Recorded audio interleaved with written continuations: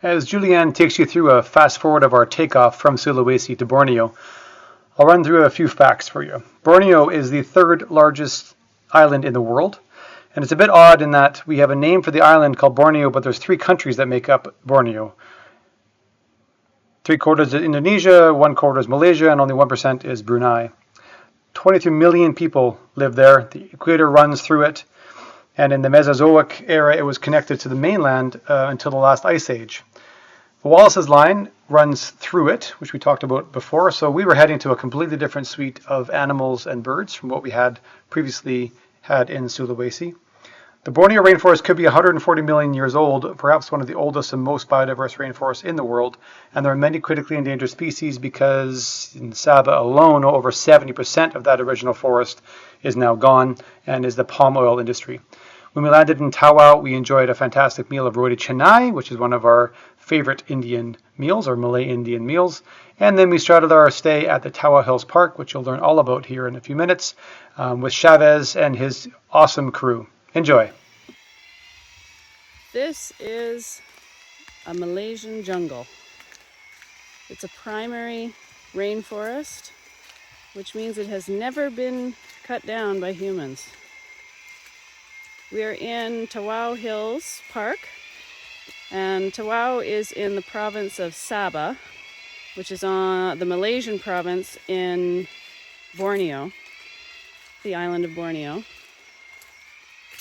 And we came to stay with an NGO called One Stop Borneo. It's been really neat to see how they organize their organization, and they've been quite successful. And a lot of that is the personality of the creators, and another part of it is that they are associated with this park. So the government takes care of the trails and all the infrastructure, and they're free to do research and promote ecology. It's really awesome. So Jeff and I woke up this morning. It's just after 6 o'clock in the morning, which in equatorial parts of the world means the beginning of the day. And we are going for a walk on this very muddy path to see the formerly tallest tropical tree in the world.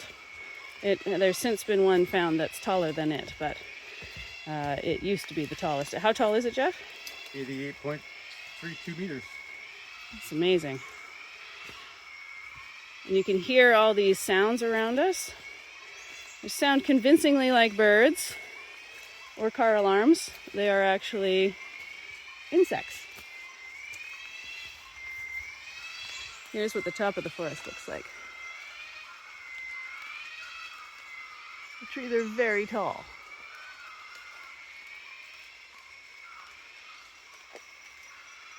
It always warms my heart to be in a place that humans haven't cut down.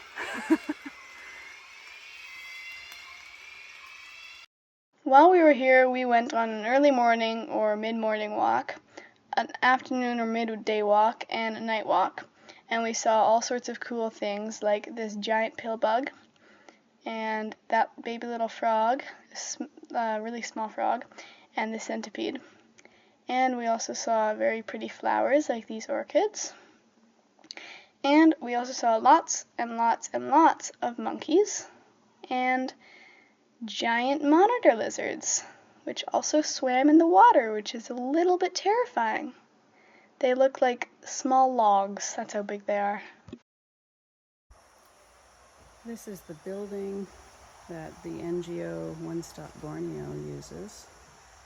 On display they have the posters that they've made or contributed to. Here's where we stayed.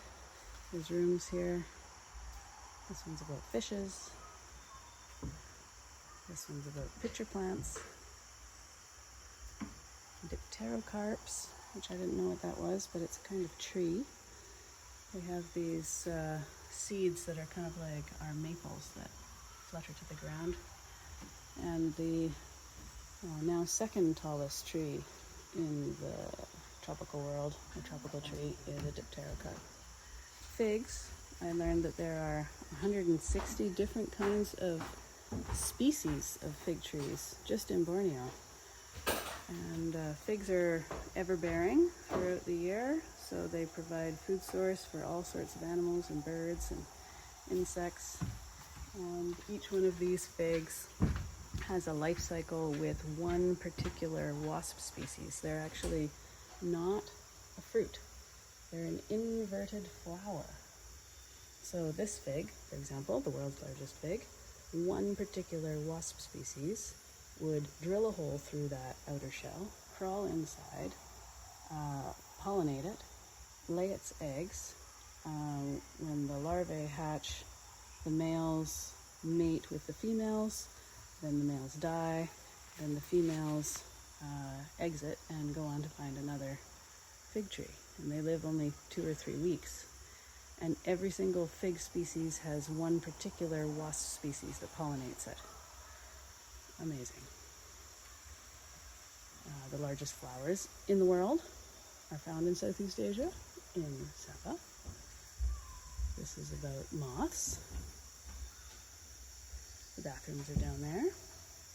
This is the jungle. It looks like another guest house, but we're all housed in this building right now. I guess it's low season. The jungle's right there. And it's very hard for me to tell what is a bird, a frog, an insect, a monkey. The sounds are so different. Here's their workspace, where they do all their work. And over here is some books that they've made. They've written and published these books themselves, and a magazine also. And then all these ones they've contributed to. They've been very busy. It's very impressive. This is their logo, One Stop Borneo. I asked, does the government fund you? They said no, but they gave us a logo, so that's good. And they've showed us videos. They've made all sorts of promotional videos. Here's their schedule, what they're doing. Got all sorts of activities, their plans.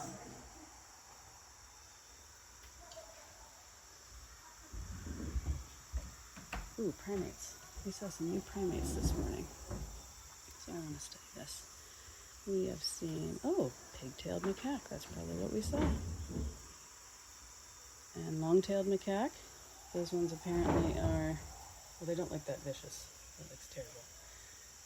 But they are very bright, and they've adapted to humans, so they live in the public part of the park and make a nuisance. The red-leaf monkeys. Look how beautiful. They look like your grandmother. And they're very gentle, so they mostly run away from the long-tailed macaques that chase them away.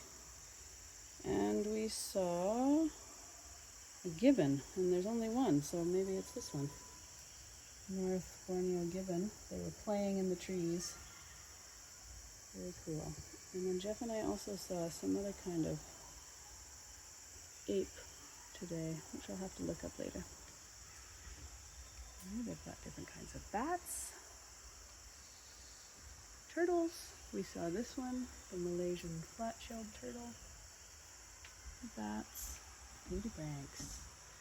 Now, we haven't even been in the water here. There is a river, but that's something I want to study later.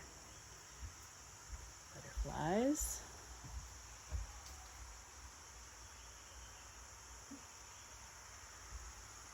And more living quarters down here, and here we are back at the gathering area. So this is where we would meet to go out on walks. And we saw red leaf monkeys right there in that tree. Oh, there's a primate. This is a red leaf monkey, and they're endangered, but they can also jump really, really far. We saw a group of 3 of them jump from one side of the river in a high tree to the other side of a river. The river was about 40 feet across. This is one of the long-tailed macaques. They were everywhere. Okay, these are the giant forest ants. Second largest ant in the world. And they're almost as long as Mom's pinky finger. Doesn't say much. My pinky finger's pretty small. No, but these things are actually giant. They actually are. Our guide also showed us this ant, which has been infected by a parasitic fungus. The fungus goes into the ant's brain and basically takes control of it. And once it does that, it can kill the ant and then make the ant start spreading its spores so it can infect other ants. And the reason it's up on the stem was because in the first place, the fungus infected the ant and it spread the spores to the rest of the colony. But the colony learned this and evolved to bury the ant infected alive so it couldn't infect any more of the colony. So then the fungus had to learn this and then make the ants that it infected climb a tree or a small fern or leaf and hang on and then kill it so it could still distribute its spores, but the other ants couldn't stop it. So that was pretty cool. The second tallest tropical tree in the world is here in Tawau Park in Sabah, which is the Malaysian part of Borneo. There it is, world's tallest tropical tree in 2012, but has since, there's been another one found that's a little taller now. So now it's the second tallest. And there's this poster right here that explains how they measured it. They measured it using laser and by dropping the measuring tape from the tip of chute. That would have been interesting. There's a list here of all the world's tallest tropical trees. And here's the names and how tall they are.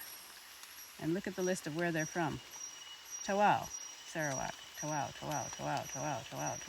Indo-Malaysia, and back to Sabah. And that's where we are. We are in Tawau Hills Park, which is, I think, what this means. Taman Bukit Tawau. I think that means Tawau Hills Park. So we are in the place that has, let's see, 1, 2, 3, 4, 5, 6, 7 out of the 10 tallest trees, tropical trees in the world. And here are the world's tallest trees, just tropical or not. North America, look at that, sequoia, 112 meters. Another one from North America, Pseudotsuga, which we think might be Jaren's favorite.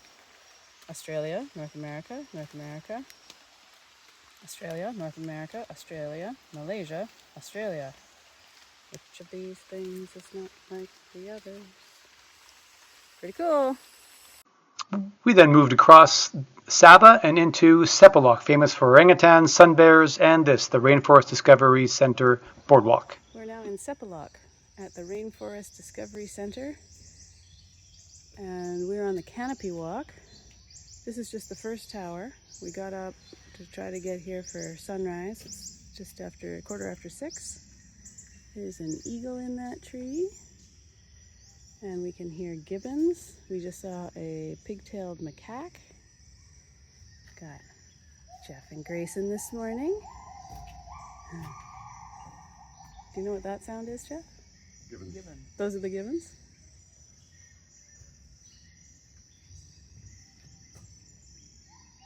There's the next step of the canopy walk. This canopy walk has 3 towers and a couple of shelters.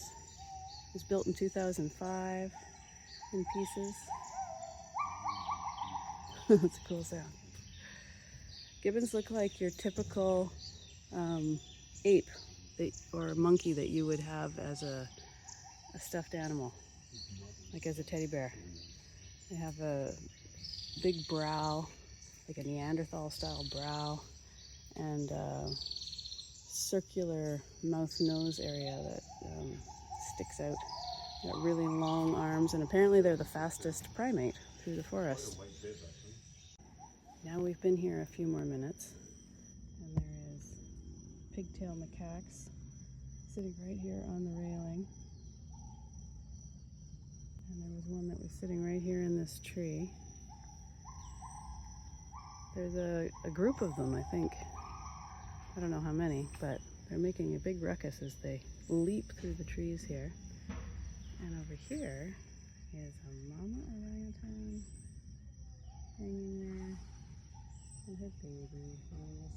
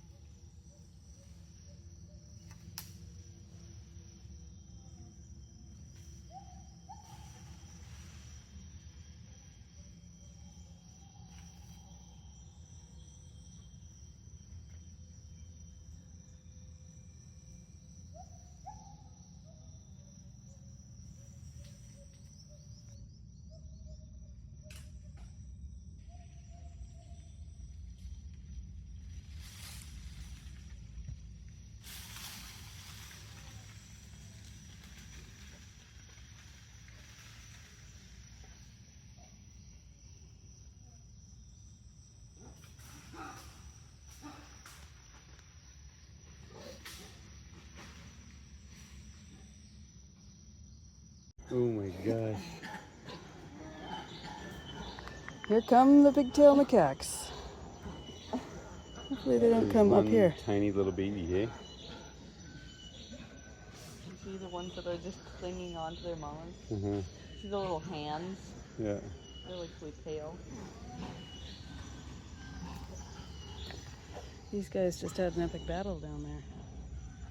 That's probably the alpha. These are some like beefy looking macaques. They are beefy looking.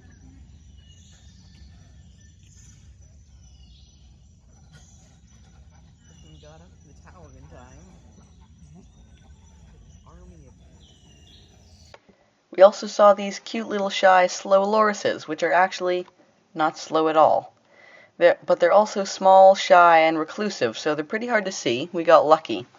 And if they feel threatened, they can mix their saliva with some toxins in their elbows to make a poison, which they inject to a predator by biting it.